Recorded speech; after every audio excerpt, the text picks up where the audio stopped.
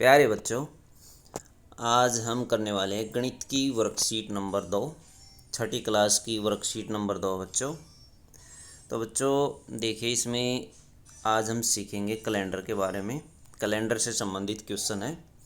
प्यारे बच्चों, काफ़ी समय से हम एक दूसरे से नहीं मिल पाए हैं। सोचो कितने महीने बीत गए हैं।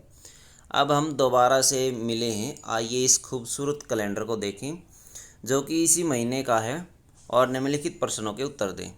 जुलाई 2021। तो बच्चों देखिए, इस महीने का कैलेंडर है। तो बच्चों इसमें इससे संबंधित कुछ प्रश्न दिए गए हैं। जुलाई महीने के दिनों की कुल संख्या कितनी होती है? तो जुलाई के महीने में 31 दिन होते हैं बच्चों। तो 31 दिन आप लिख देंगे। शनिवार के दिनों की कुल संख्या बताइए। इसमें शनिवार कितने हैं? देखिए बच्चों, 5 शनिवार आते हैं।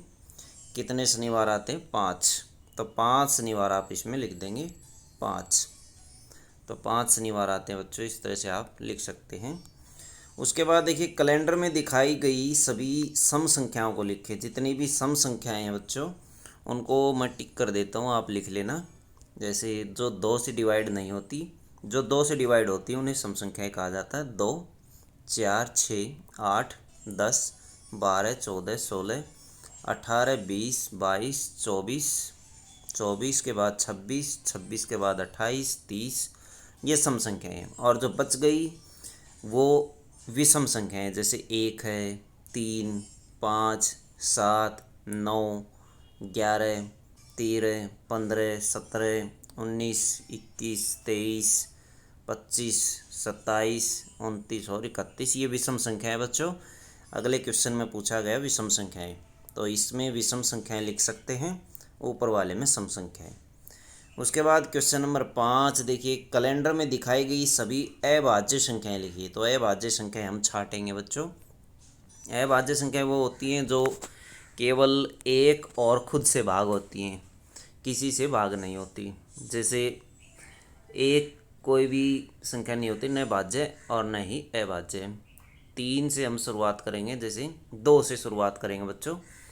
हमें जो है अभाज्य संख्या है उनको गोलदारा लगा देता हूँ, ये अभाज्य संख्या होती है।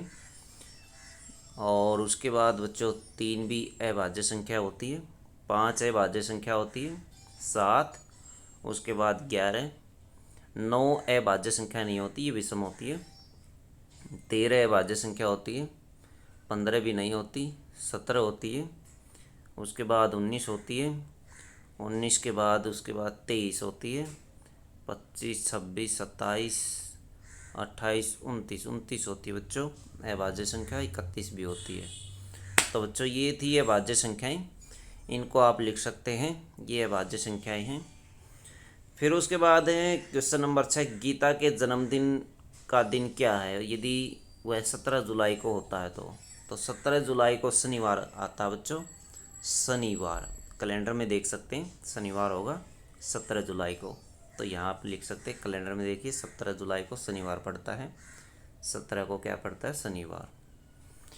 उसके बाद है क्वेश्चन नंबर 7, पंक्ति 1 के अंकों को जोड़े और कुल ज्ञात करें। पंक्ति देखिए बच्चों, पहली पंक्ति, पंक्तियाँ जो है इस तरह से होती हैं।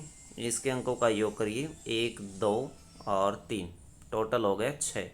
तो 6 आप लिख सकते हैं। उसके बाद है अंतिम कॉलम। अब की बार कॉलम के अंक जोड़ने हमें और कुल खोजे। कॉलम ऊपर से नीचे होते हैं बच्चों, ऊपर से नीचे ये अंतिम कॉलम है। इसका योग हम ज्ञात करेंगे। 1, 4, 5, 5 और 7, 12, 12, 3, 15, 15 का 5, एक कैरी बचेगी। 3 और 2 5 और एक 6 और एक 7 और एक कैरी थी 8, 85। तो जोड़ आया बच्चों 85। 3 और 2 5 और 2 7 और एक कैरी थी बच्चों 8। तो इस तरह से आप लिख सकते हैं। तो बच्चों टोटल आ गया इसका 85। उसके बाद है बच्चों, कैलेंडर की अंतिम पंक्ति का कुल योग ज्ञात करें। अंतिम पंक्ति देखिए बच्चों, सबसे लास्ट वाली जो पंक्ति है वो ये वाली पंक्ति है, इसका जोड़ ज्ञात करेंगे।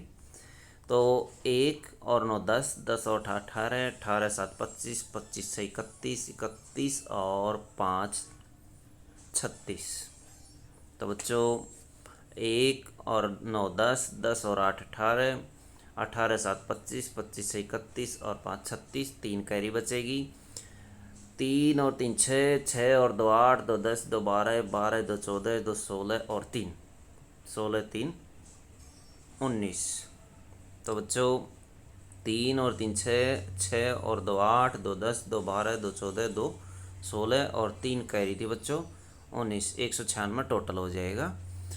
आप दोबारा जोड़ करके देख सकते हैं अपनी तरफ से। 196 196 आप यहाँ लिख सकते हैं। तो इस तरह से आप लिख देंगे। आप कैलेंडर के कॉलम में क्या पैटर्न देखते हैं? कैलेंडर के कॉलम में हम पैटर्न देखते हैं दिनों का। जो ऊपर से नीचे है पैटर्न वो दिनों को दर्शाता है। तो दिनों को दर्शाता है, इस तरह से आप ये लिख सकते हैं बच्चों। ये थी आपकी मैथ की वर्कशीट। वीडियो अच्छी लगे तो लाइक करें, हमारे चैनल को सब्सक्राइब करें।